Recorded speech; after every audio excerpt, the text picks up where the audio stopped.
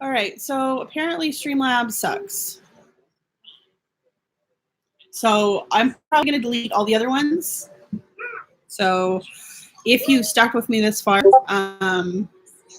you're probably Jiffy. I'm getting a lot of background light, so I'm going to close these real quick.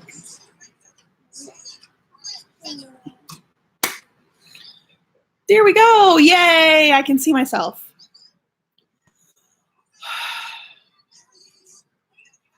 Yay, see, I said it. I said if you're here, you're probably Jiffy. So, most of the time spent on the last live stream were buffering.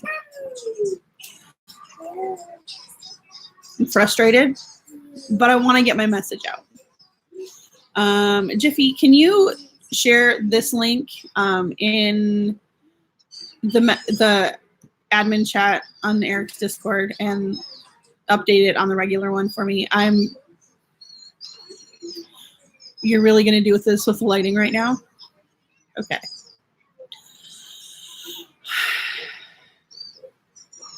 Okay. All right, it's just going to do this with the lighting like this whole time because my camera sucks. But it is what it is. I had things planned. Okay, that's fine.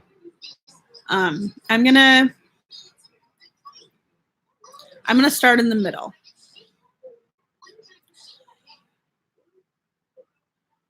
Because I'm probably gonna delete the other lives because I'm frustrated with the buffering. But so I'm gonna start. Gonna start now. So a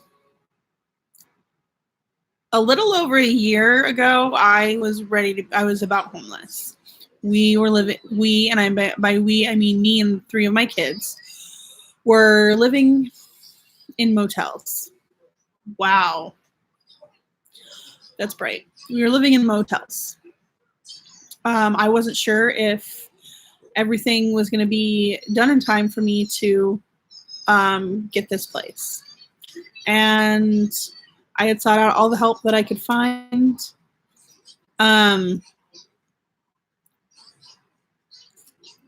Through government resources, private social services resources. And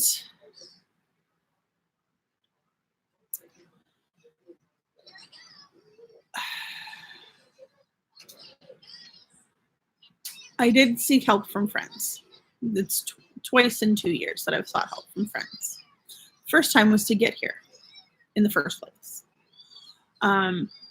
I've spent the year that I've lived here doing what I can to better our situation. At first, I thought that would be going to school. That was a terrible option for me right now. It didn't pan out as planned.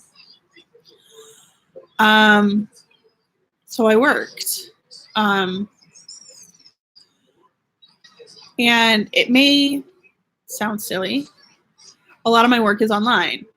I sell Tupperware. I do I do transcription.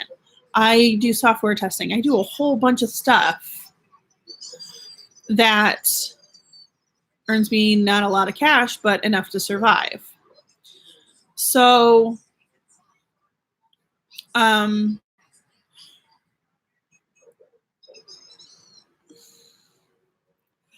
it's frustrating to me when I reach out to somebody to help them help themselves, or offer to help someone help themselves.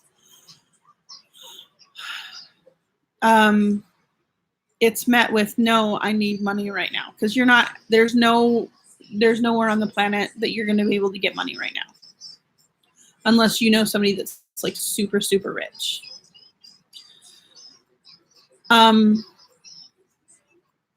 if you're in an emergency situation and you need something right now, you've got two options. If you're in the US, I only know from the US side because here's where I live.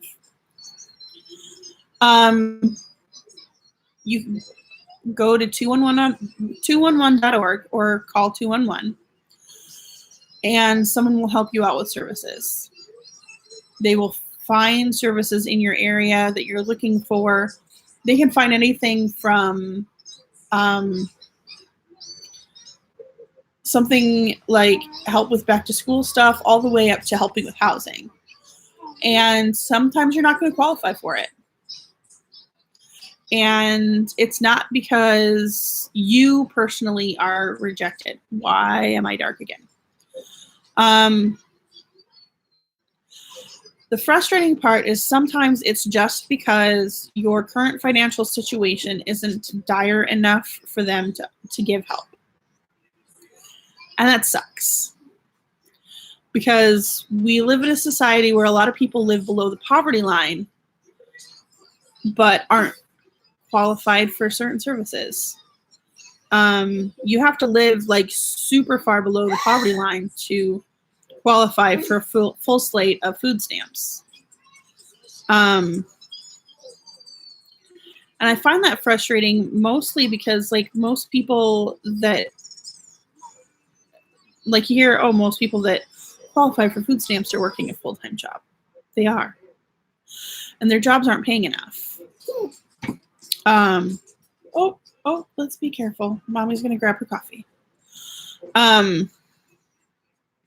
So it's frustrating when I sit here and like I've helped a lot of people walk through the process of like applying for SSI or applying for Medicaid, especially if they live in a state with Medicaid expansion. There's help for every single need that you have if you look for it. And the thing is, a lot of people don't know to look for it. They just think that if it's not provided, that it doesn't exist. There are things out there like diaper banks. Just about every county in the U.S. has one. And it's usually, self-run. Some of them have incorporated into 501c3s, but not all of them have. Some of them are literally just a single mom with a lot of diapers in her garage. And that's, the facts on that. Some of the diaper banks have things like, they also have formula on hand, but it's not, either it's opened, and not very old, or it's probably like if your kid has allergies of some sort, it's not going to work for you. Out of all of the services that I've ever dealt with, WIC is the easiest to qualify for. You can literally be living in have a decent income and whatnot, and just need a little bit of help, and WIC will help you. They have an upper ceiling of $60,000 a year for income for a single parent household.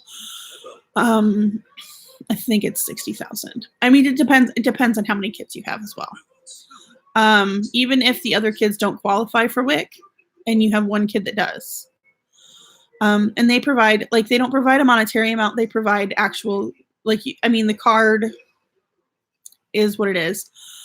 But, like, you have to purchase certain things, like milk, cheese, cereals, fruits and vegetables, breads, protein, vegetable proteins. It's what I call them, beans. But one of the great things about WIC, like if you go to their office instead of taking the classes online, they have a lot of really good resources, parenting resources. When I was 19 and had my first kid, I didn't know a lot of these things. Like a lot of these things are common sense to me now. But like before, like I didn't know that. Like I always thought that there was an indication that babies gave when their diaper was dirty. I don't know where I got that idea. Probably from like the really dumb baby toys I had as a kid. But you know, I never knew to check the diaper to see if it was dirty. Hey, Wraith. I always, you know, thought there was an indicator. And babies, my 19-year-old brain couldn't comprehend some of this stuff. So it's like they give good resources. And it's parenting like basics. And like if you don't need the basics, they also have other parenting stuff as well, like just stuff based on like psychiatric research at the time. How to like conflict resolution is a really huge thing that parents don't always utilize, and they go straight for, you know, corporal punishment instead of like talking to their kids and explaining what's going on and why what they're doing is wrong. I have a light reflection on my face. Okay. Anyway, but they have so many resources that aren't just food. And they also have support groups for younger parents. And I think those are so needed. And they're so overlooked in the discussion about WIC, but it's so important to get those services. I've used WIC with all of my kids. They also, like, if you know, they do vaccination there. They do testing for lead, iron, all kinds of things. So it's not just, oh, they give you food and then off you go. They also teach you how to use that food. Like not everybody grows up in a household where their mom knew how to use black beans or garbanzo beans, or, you know, could cook a meal on a budget. And those are good skills to have. And those are skills I didn't have at 19. And there's people that I know that don't have those skills at 40. So, I mean, it's good. It's good to have those skills, and it's good to have a service that teaches people those skills. So that's one program. And there's also, I'm noticing more and more crop up in some of the, like parenting groups, and as well as swap groups that I'm in on Facebook. There are people who, rather than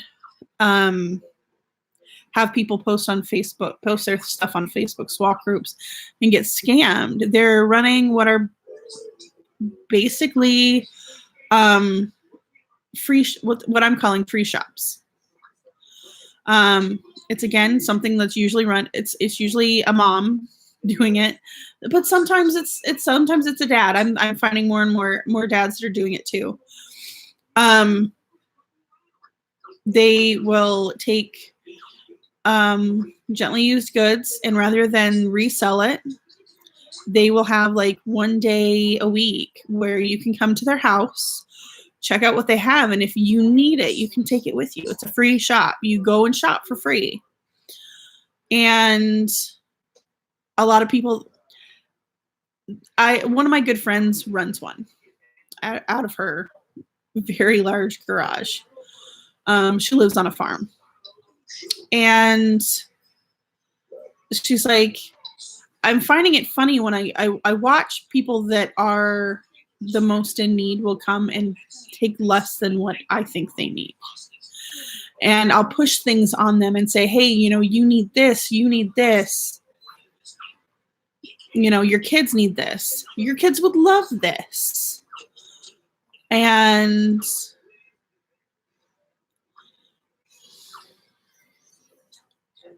this is kind of a stereotype, but the ones who are going and like taking advantage are the people who will turn around on Facebook and talk about how the poor are taking advantage of the middle class.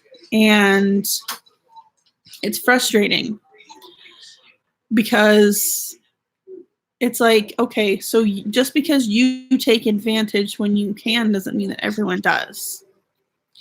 And that's why there's so much stigma around. It's not just mental health stigma. There's stigma around being poor and getting resources, because a lot of the people that tell you that, you know, the poor are taking advantage are the people that take advantage of situations where they can save a buck just to save a buck. Whereas a lot of these services are in place to help people save money so they can survive. And I think that's a big conversation that can be had. Like, there's nothing wrong with saving a buck to save you some money. But like, if you could keep it to couponing and don't like take free things for the poor if you're not in need. I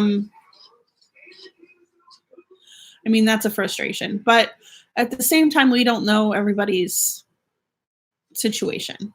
So, I mean, I guess I could be considered right now like prejudging people.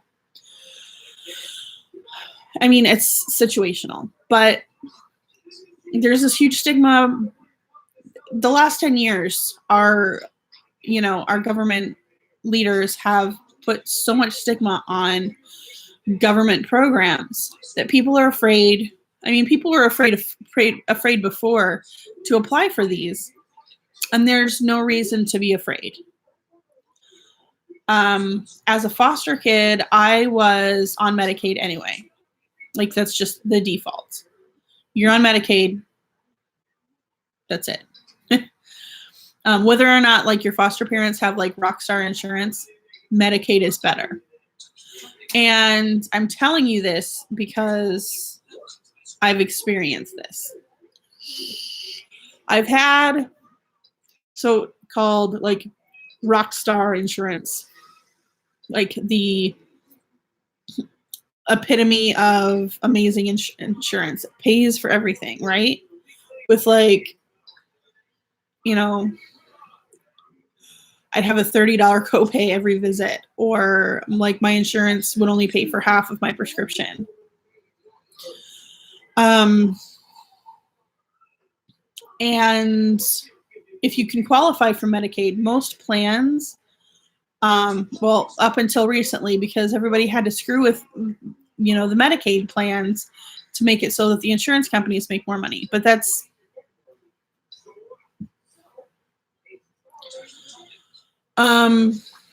they make more money and provide fewer services.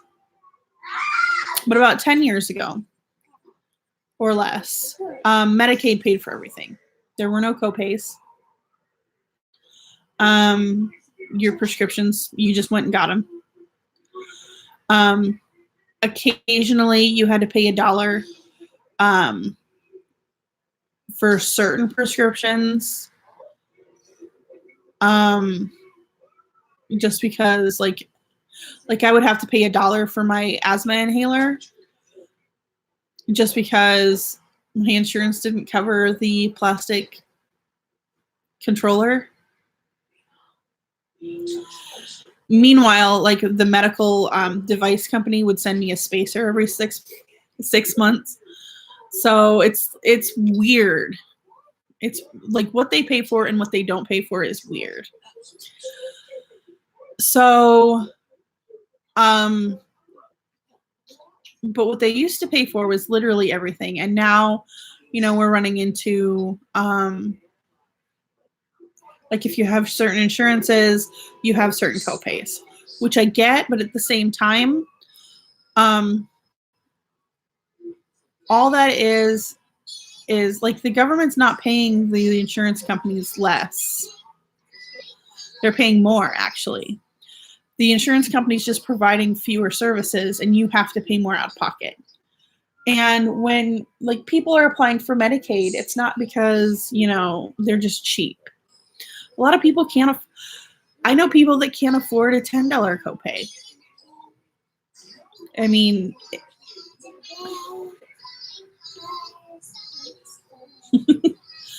You know, and it's frustrating because these people are going without medical care because they can't pay their copay. But all this is fueled by, you know, the ignorance of what it is to be on assistance and how you can make your situation better. Every penny that I earn, I claim in taxes because, one, you could get audited, and that's not fun, and that's more expensive. I also don't overclaim because then you get audited, and that's expensive. There we go. But you're not just selling yourself short, you're selling everyone short when you don't pay your taxes. Because that's part of living in a society. And right now, living in a society is not optional. We just don't live there. So like the whole taxes is theft thing, we can have that argument another time, but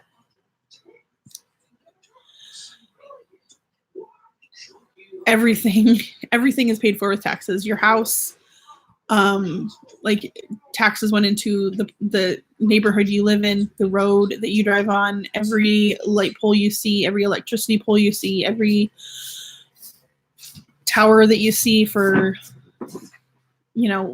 wireless. It's all paid for with taxes. Do I think that the money could be spent wiser? Yeah. They could definitely use some grown-ups in the House and the Senate and the White House. But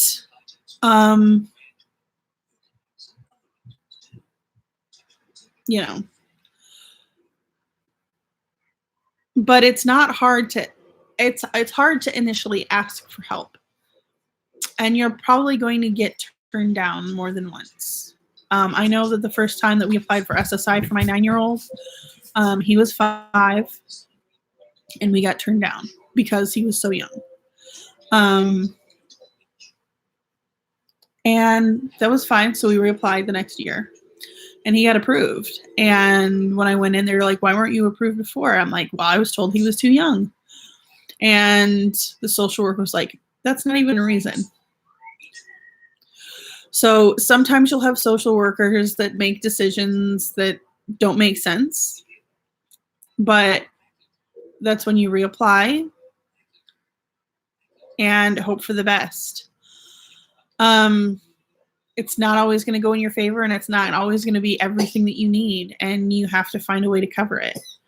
I can go through in another video. I'm trying my best to make time to make a video to show what I do for money. It's not glamorous. I'm not like some secret Wall Street Journal writer living out of my house. I sometimes write blog articles that pay me $50.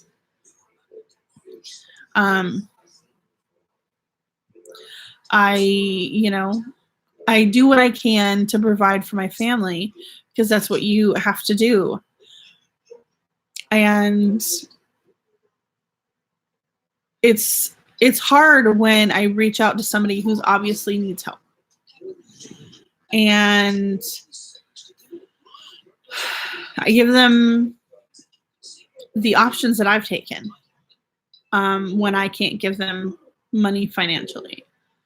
I can't always afford that. Like right now I have $7 in my bank account, and I don't know when I'm going to be getting paid again. I know when I'm going to get paid again. I just don't know. Like, am I going to get child support this week? I don't know. It's kind of a crapshoot whether or not I'm getting it or not.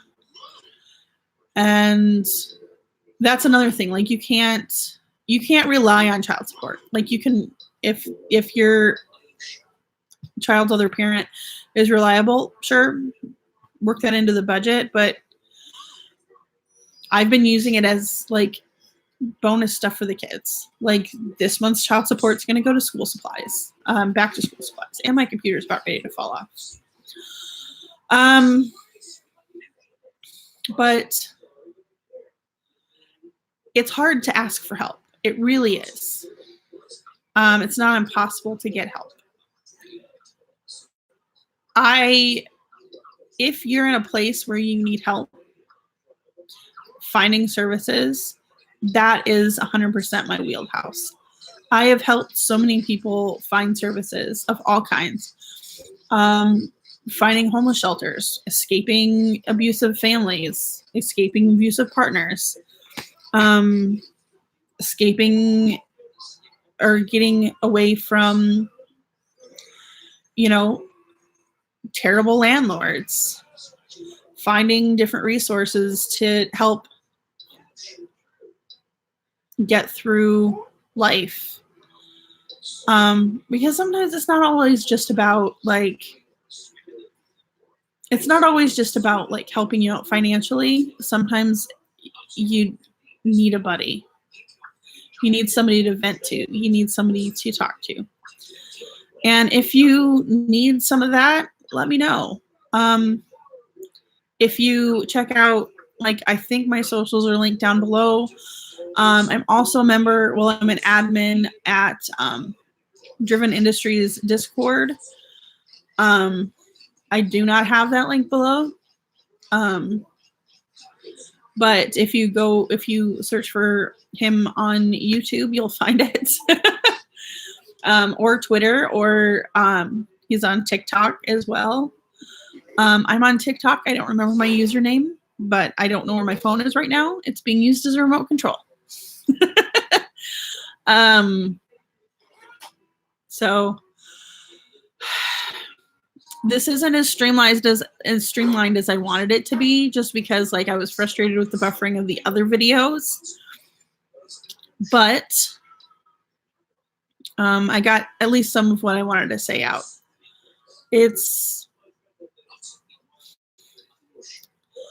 I want to be able to help people, but I can't help people that want everybody to do it themselves. Nobody's going to save you. And I know that sounds harsh and it sounds really like Debbie Downer, but we're always told that we're going to be saved at the last minute. And really, it's not so much pick yourself up by your bootstraps. It's, realizing that you have the power within yourself to save yourself from a crappy situation. You don't have to put up with an abusive parent. And if social services doesn't help you, you keep telling an adult that something bad is happening, and go into detail if you have to. Keep talking. And I don't recommend fighting back to everyone. But some people got to fight back. If you're in an abusive relationship, whether it's an emotionally abusive, financially abusive, physically abusive, you can get out of that. I've done it twice. If you're in a bad mental state, if you feel like, you'll never get out of wherever you are, it's not always going to be perfect. It's not always going to be rosy, but you can seek treatment and you can get into a treatment plan. And it's not going to be perfect, but it will be better than it was. If you're addicted to drugs and it's making your life a living hell, I see people every single day who reach out for help and get out of that situation, but you can't expect to be rescued. Nobody can take these steps for you. We can stand by your side. We can hold your hand while you're going through it, and we can walk by your side. but we can't take your steps. And it's frustrating. It's frustrating to be declined. It's frustrating to go through the process. But in the end, it's you saving you. And that's the most important part of what I wanted to say today, is that you have to be self-rescuing. You know, I know there's those joke t-shirts, you know, I'm a self-rescuing princess. Well, you have to rescue yourself. There's no knight in shining armor is going to come and sweep in and do all the things that you need to do. And if that happens, if somebody comes in and fixes everything for you, you run the risk of them ending up resenting you. And nobody wants that. Nobody. So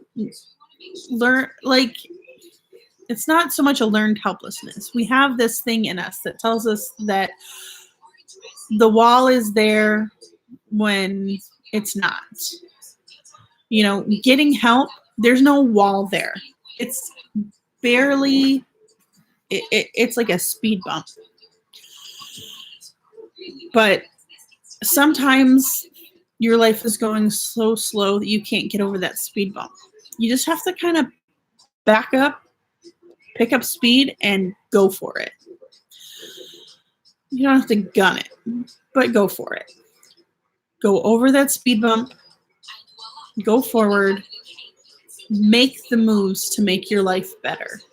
Because if you don't do it, nobody is going to. Nobody is going to make your life better if you don't try.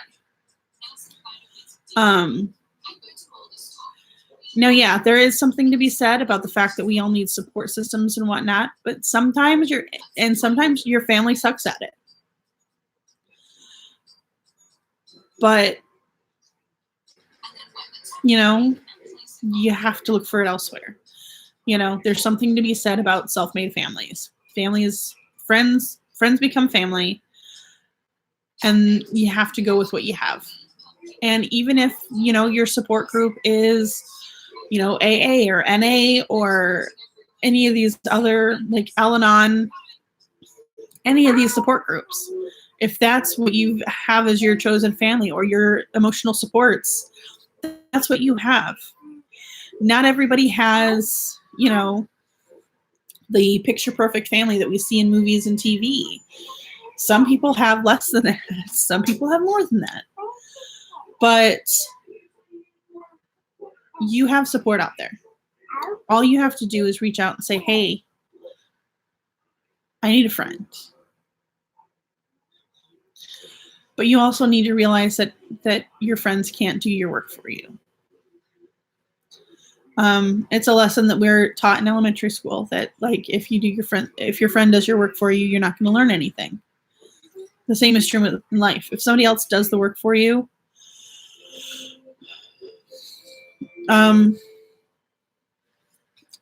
it's not even just that you're not going to learn anything. It's that you don't really get saved. You just become someone else's burden. And like, I get the want to be saved. I do. Like, cause I can tell you right now, like my life would be 1,000 times better if I could somehow get somebody to just like drop me like $2,000, just $2,000, not a lot, but like I could fix the counter that the kids ruined. Well, not ruined, but I could fix the counter. There's a lot I could do. Why? There we go. I could pay off my tickets and get a car. Like $1,000, a couple $1,000 isn't a lot to a lot of people, but to me, I could do a lot with it. So anyway, I have some other videos that are on the way. I'm not going to say when because school's still out and it is out until Labor Day. So we're going to be spending the next couple weeks in what universe is $2,000 not a lot? In the universe where $2,000 is what you make in a day or an hour or a minute.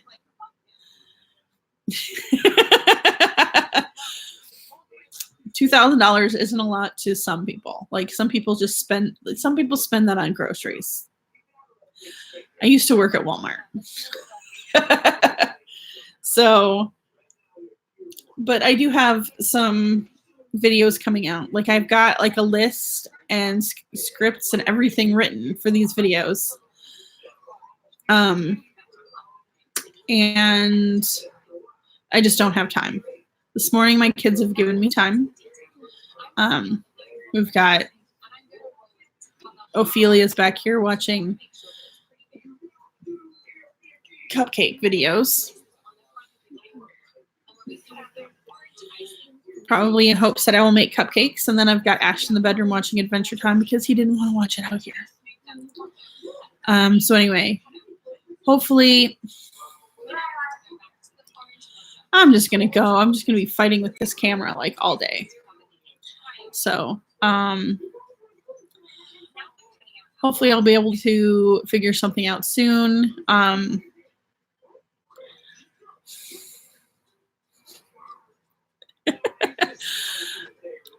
But anyway, I'm going to go. I'm going to finish my coffee because this is my first cup and it's not even half finished. Like the ice melted. I'm going to finish my coffee and I'm going to start my day. I woke up late today. So I woke up at 6 instead of 4. So thank you for sticking around with me. I hope you have a great day. And I will obviously talk to the 2 of you that were in chat later. Love you. Bye.